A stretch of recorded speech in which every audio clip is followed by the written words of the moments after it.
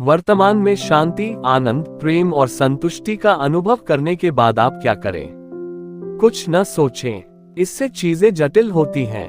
बस महसूस करें और अगर यह घर जैसा महसूस हो तो इसके मार्ग का अनुसरण करें। अगर आप इस पुस्तक के सिद्धांतों पर अमल कर रहे हैं तो बहुत संभव है कि आप सोचे बिना शांति पाने में सक्षम हो जाएं।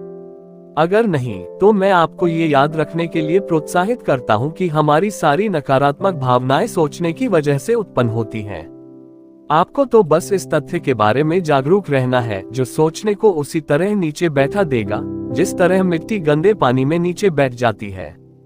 एक बार जब आप ये देख लेते हैं कि यह सिर्फ आपकी सोच है और डरने के लिए कुछ भी नहीं है, तो आप वर्तमान में अपने जीवन में सच्ची शांति का अनुभव कर लेंगे। एक बार जब आप शांति का अनुभव कर लेते हैं तो हो सकता है कि आपको पक्का पता ना हो कि इसके बाद क्या करें। समय के इस बिंदु पर आप चिंता, तनाव और शंका का अनुभव कर सकते हैं। मेरे कई ग्राहक, जिनमें मैं भी शामिल हूँ, ये सोचने लगते हैं कि उन्होंने संसार में कोई चीज करने की उनकी तीक्ष्णता और प्रेरणा गंवा दी है। चिंता न करें, ये सब सामान्य है और जागृति की प्रक्रिया का हिस्सा है। आप सबसे मुश्किल हिस्सा पहले ही सीख चुके हैं, जो शून्य सोच का अभ्यास करना है और अपनी नकारात्मक सोच को अपने जीवन पर नियंत्रण करने से रोकना है। जब हम शांति का अनुभव कर लेते हैं, उसके बाद हम चिंतित, तनावग्रस्त और शंकालु इसलिए महसूस करते हैं क्योंकि हमने हर उस चीज को छोड़ दिया है जिसे हम अपने संसार में जानते थे। जो सचमुच हुआ वो व्यक्तिगत अहम की मृत्यु थी। इसका स्वाभाविक परिणाम ये होता है कि जब व्यक्तिगत अहम पर जोखिम आता है तो यह आपके जीवन पर दोबारा नियंत्रण हासिल करने के लिए पूरी जान लगा देगा। अहम ऐसी चीज है जिससे हम हमेशा के लिए छुटकारा नहीं पा सकते, इसलिए शांति का अनुभव करने के बाद आपके मन में शंका, चिंता और तनाव की भावनाएं आ सकती हैं। इस पल में अहम सोचना आपके सिंहासन पर दोबारा बैठने की कोशिश करेगा, लेकिन चिंता न करें। आप पहले ही सीख चुके हैं कि आप कैसे अपने अहम सोचने को हटा सकते हैं। इसके लिए आपको सिर्फ ये याद करना है कि सोचना ही आपकी नकारात्मक भावनाओं का एकमात्र कारण है। मुद्दे की बात यह नहीं है कि सोचने को कभी अपने दिमाग में दाखिल न होने दें। मुद्दे की बात तो यह है कि उस समय को कम किया जाए जो आपको ये याद करने में लगता है कि आपके सोचने की वजह से ही नकारात्मक भावनाएं उत्पन्न हो रही हैं। सोचने को रोकना असंभव है क्योंकि हम इसके बहुत आदी होते हैं और यह हमारे अंदर रचा बसा है।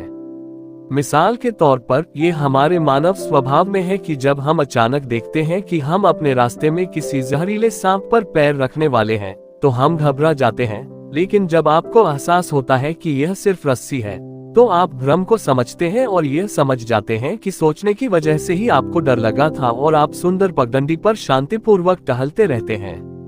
हम उस शुरुआती प्रतिक्रिया को नहीं रोक सकते, लेकिन हम हमेशा सत्य को याद कर सकते हैं और शांति की अपनी स्वाभाविक अवस्था में लौट सकते हैं, और यही मायने रखता है। एक बार जब हम शांति का अनुभव कर लेते हैं, उसके बाद हम चिंता, तनाव और शंका महसूस कर सकते हैं। इसका एक और कारण यह है कि हम हर समय सोचने में ढेर सारी ऊर्जा का इस्तेमाल कर रहे थे।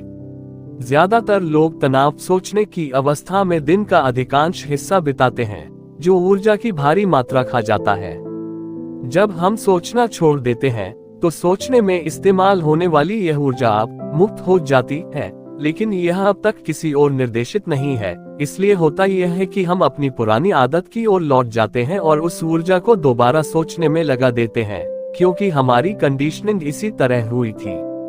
हम इस प्रकरण में जो कर सकते हैं वह ये है कि हम नई पाए ऊर्जा को हमारे प्रेरणा वाले लक्ष्यों की दिशा में ले जाएं। यह इस ऊर्जा को दोबारा ज्यादा सोचने में लगने से रोकने का इलाज है।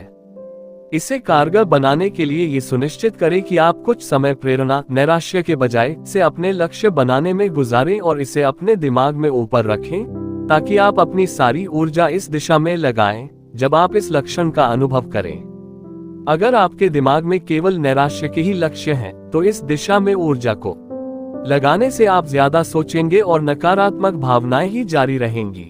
इस अवस्था में कई लोगों को उत्प्रेरक दस्तूर से मदद मिल सकती है। उत्प्रेरक दस्तूर सुबह की दिनचर्या है जो शून्य सोचने और प्रवाह की अवस्था में ले जाने में हमारी मदद करती है।